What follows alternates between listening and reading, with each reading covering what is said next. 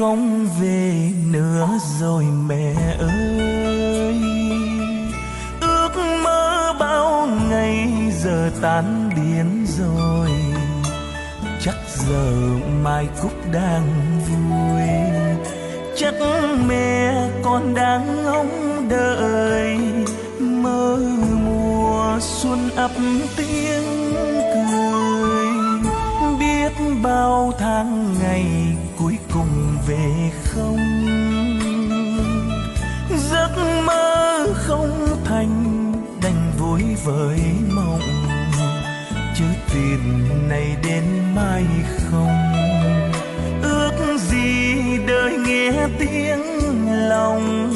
Xuân về mẹ nào chờ mong. Nhớ xuân nào như còn đây, áo mới khoe xuân hoa đầy tay. Mai Cúc xuân sao về sum vầy, xuân thật đẹp thay.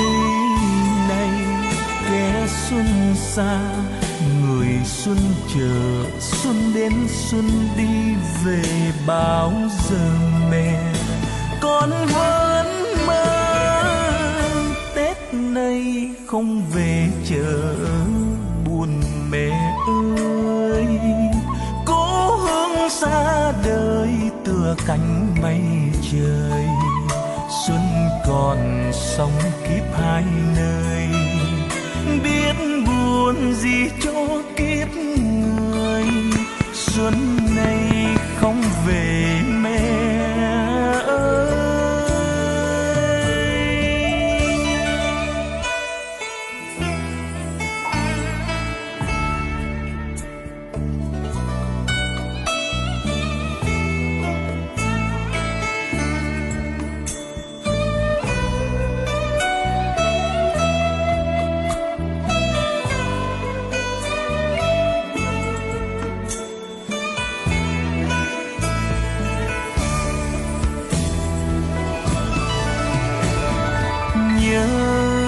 Nhớ xuân nào như còn đây, áo mới khoe xuân hoa đầy tay.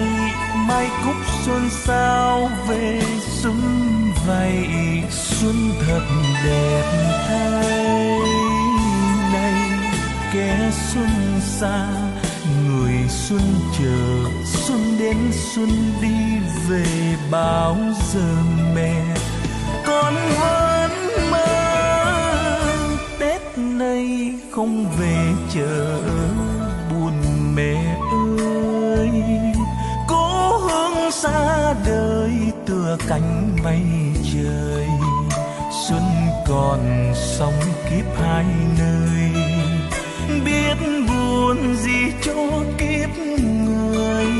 Xuân này không về mẹ ơi, xuân còn sống kiếp hai nơi. Biết buồn gì cho kiếp người. Xuân này không về mẹ.